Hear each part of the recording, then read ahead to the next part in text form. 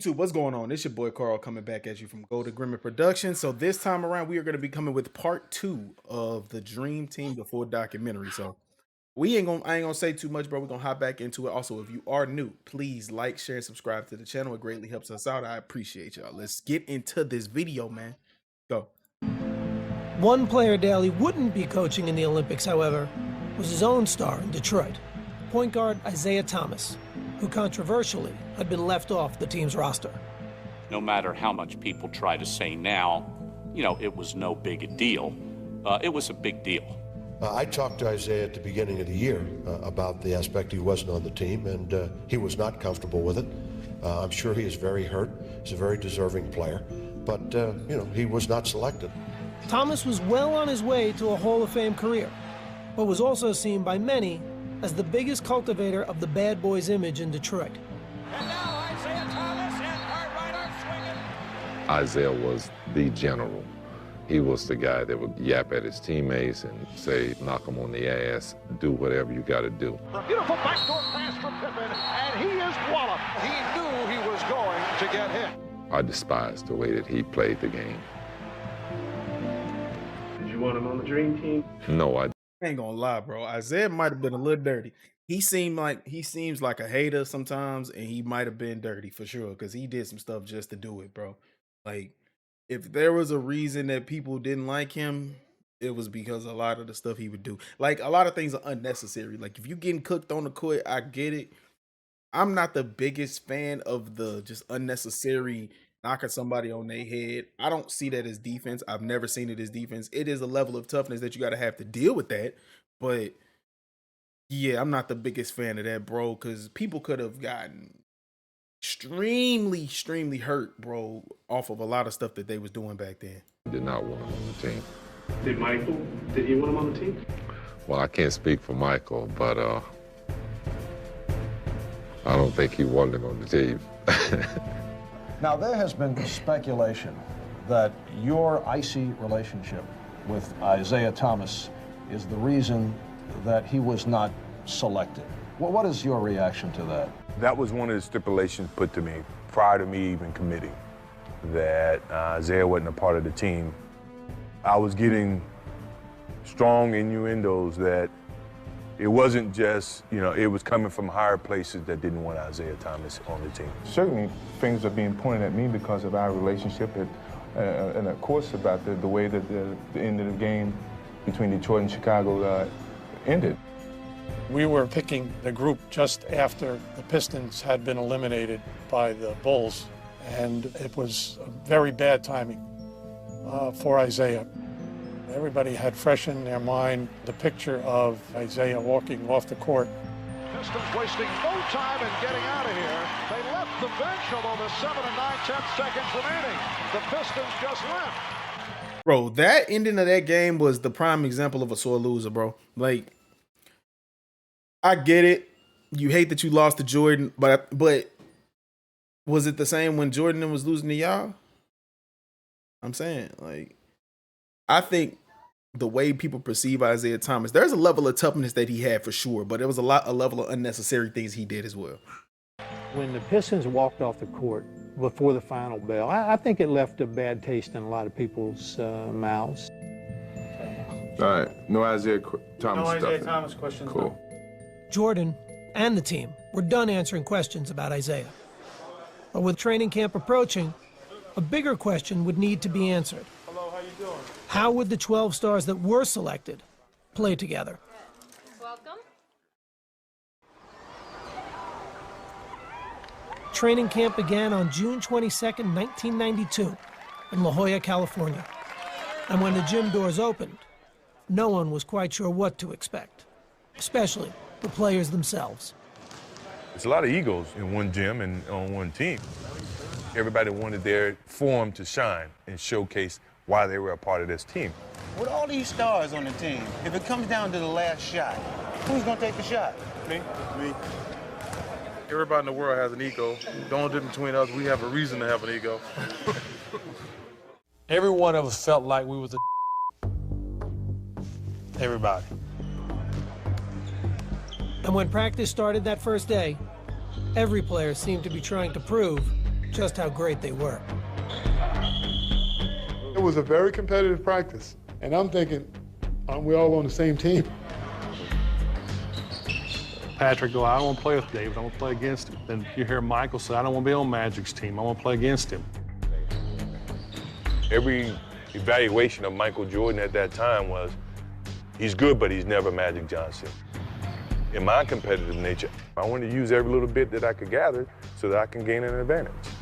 Karl Malone, he's the only guy I would even compare to myself at the power forward position. So I want to prove that I was the best power forward in the world. Charles. Yeah, he's a great talent. Do I think he's better than me? Hell no. So. Oh, boy, I know they had problems in the beginning, boy. You taking all the best players in the league who have to play each other all the time, frequently, and they all got egos because they think they're the greatest to ever do it. Boy. So let's do this. By the time this over with, you're going to be thinking I'm damn good, too. First practice, Barkley drives baseline, and Karl Malone jumps up like this. Barkley just dunked on him so hard. It was just an unbelievable play. I felt like, man, I cannot believe that I'm part of this practice. A few days later, the team had a chance to acclimate themselves to playing on the same side. Chuck Daly had scheduled a scrimmage against a select group of college players, a group thrilled to be facing off against their idols. I found out today I might be picking up Magic a little bit full court, so, you know, things are just happening for me that really makes me happy. My whole thought process was don't embarrass yourself, and that was like the theme for me, like just hang in there. A lot of those people that I've looked up to, Barkley, Malone, a lot of those people talk confidence, and I think it's going to be a good matchup, you know. There's no advantage on either side. For the college players, it was a chance to see how they'd match up against the world's best. For Coach Daly, it was an opportunity to get his stars to grow into a... Let's be real, like they was playing, like them college players, them weren't just any college players for real. At the time, they was like, yeah, we don't know what they gonna do. But like I said, they had players like Grant Hill, Chris Webber on there. Come on now. They wasn't slouches. You know what I'm saying? Like, they may not be Hall of Fame level. Well, to some they are. But they may not be Hall of Fame level, but them boys was definitely NBA hoopers. And they would become NBA hoopers, so. Single unit. I think we're somewhere between the mentality of an all-star game and trying to come together as a team. So we've got to continually work on this. Daly had been hired for his ability to manage personalities and egos. And when the scrimmage began, it became apparent that his players had left one of their biggest weapons, those egos, somewhere else. The non-fan would think, well, they're going to go in there and they're each going to want their own ball, and Jordan's going to be hogging the ball, and, you know, Magic's going to be dribbling all over the place. Point of fact, it was the exact opposite. They overpassed. It was like, I don't want to start it off. You know, you do it. And before you realize it, the select team was beating us by 10. We didn't know how to play with each other. We didn't want to step on anybody's toes or hurt any egos. So these young kids, they were killing us. We were not into it, and we paid for it. Chris Webber was a man. I thought, boy, that's the guys coming this league, I could get out of here. Bobby Hurley was dominant. I did have some success penetrating and collapsing the defense, and our energy, our excitement to play, all those things played in our favor. Bobby Hurley didn't play 2 seasons in the NBA. Nevertheless, it did expose the one weakness they could have had, which is defending against quick guards. They were playing great. Then I noticed that Michael Jordan is not playing. I'm saying something. Chuck, then he said, we're all right. Yeah, we're all right. Daly watched as his players failed to make up the deficit. And in their first taste of outside competition, the Dream Team lost. A story their coach didn't want the press to get their hands on. I remember Chuck saying, as soon as the game ended and we were getting ready to let media in, it was erase the scoreboard.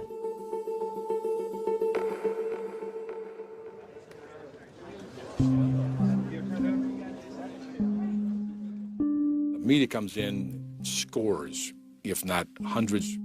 They can sense something. You can feel the tension, or you can feel something in the air. Well, some of these college players we've just got through playing against probably should be on this team, but they'll get their chance.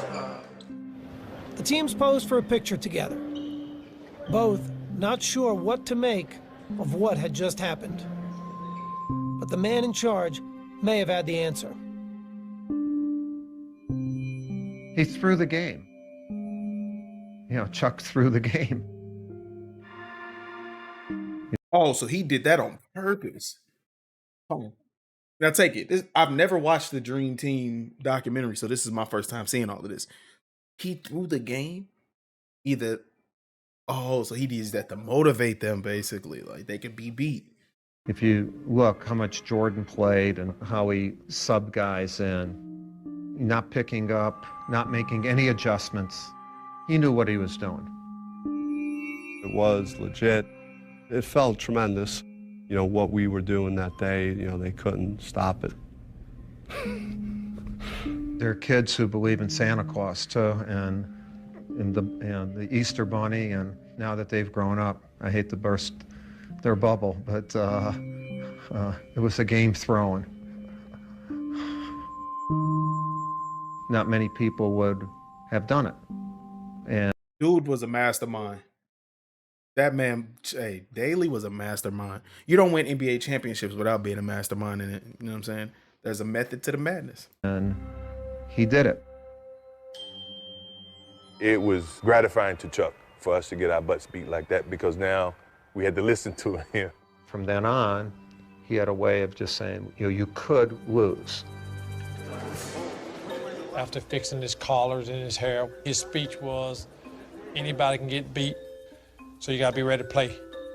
And I think that's the only speech he ever gave us. The message got across. I mean, you know, Chuck couldn't have been happier, I'm sure. It was brilliant on Chuck's part to be able to orchestrate that and play along like he didn't. Why didn't he tell you guys? We probably would have screwed it up. The next day, training camp ended with a rematch against the college kids. And once play started, everything made sense again. The tables were turned drastically. We showed them why we are who we are. We pretty much beat them by 100. They couldn't score. And by the way, Jordan played a lot more that next scrimmage.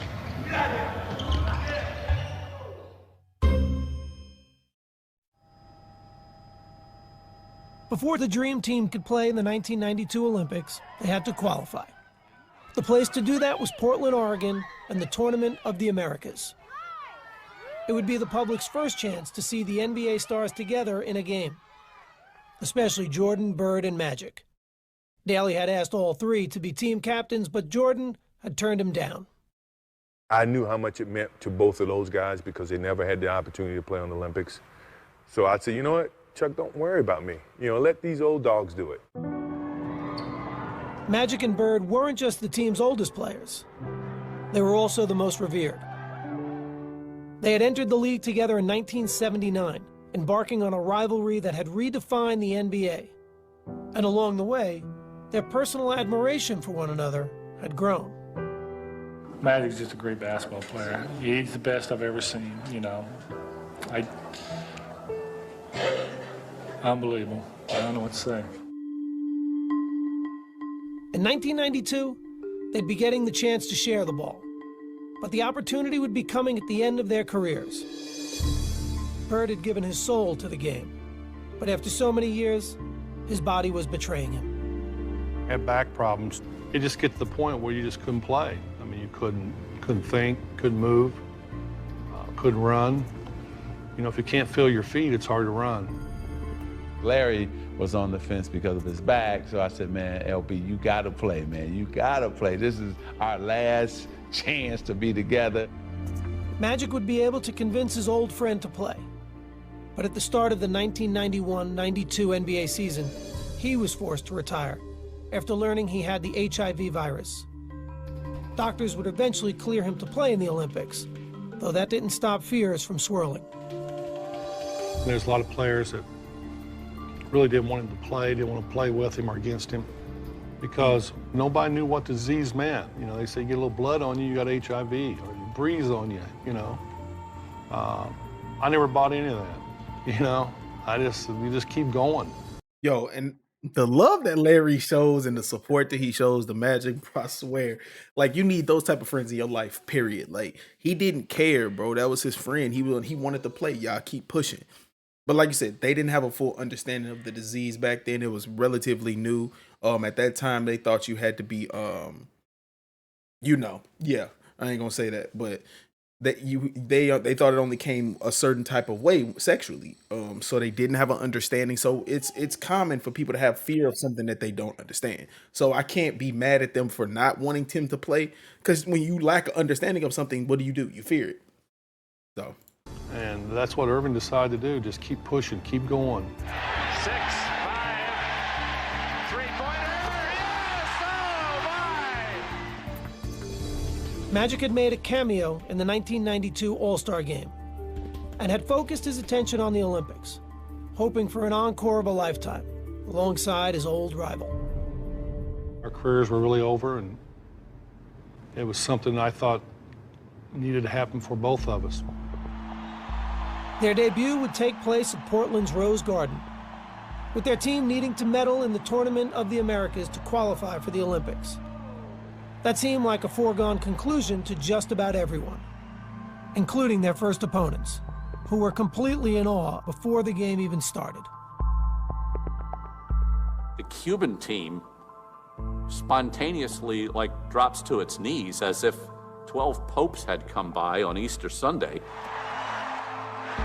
At that point, the idea that this is merely a basketball game has been ripped asunder. It was a surreal feeling. She's like, dude, we're here to kick y'all behind. And they want to take pictures with you. Then the game begins. Magic and Larry come out together, two guys that had saved the league. They wouldn't even be playing this game without those two. And Magic passed the ball. Larry makes the first basket. Bird backing in, goes to the fadeaway. I mean, you know, it just didn't get any better than that. The U.S. was off and running, and the result was a thing of beauty. Johnson leading the break, finds Robinson. And no one seemed more excited to be sharing the court than the co-captains. There. Bird for 3. Opening night was a smashing success, with the outcome never in doubt. Oh, a bullet from Magic to Portland. And late in the game, the fans in Portland decided they wanted a curtain call from a 3-time MVP. The crowd start cheering, Larry, Larry, Larry.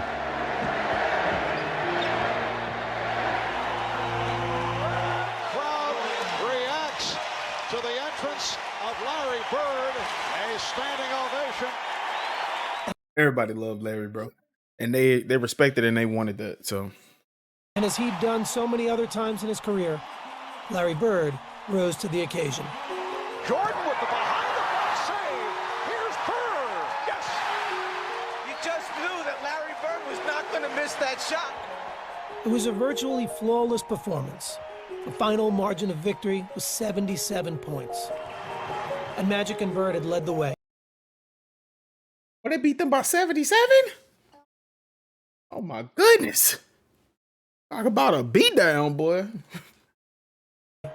When your idols turn to rivals. Oh. For Magic in particular, after a year out of the game, the victory had a special kind of meaning. Living with HIV, never even thinking that I would ever have a chance to play basketball again, and then basketball for the United States. It was therapy for me, and I needed that in the worst way. And then there was the matter of making sure Michael Jordan knew he was back as well. Yeah, you here with the captain? All right, so we're gonna leave it off right here. Bro, this documentary is amazing, bro. I love this thing. I love watching all of the old school legends, bro, and how they documented how it took place, how they fought through the adversity of like figuring out how to play with each other, dealing with playing teams who basically they fans, and overall just coming together to get a goal. You know what I'm saying? But This has been an amazing video, bro. I'm gonna keep pumping this out, bro. The next part of this should be coming out within the next 2 days. So I love y'all. Thank y'all for everything y'all do, bro. It's been your boy Carl from Golden Grimmer Productions. Until the next one. Peace.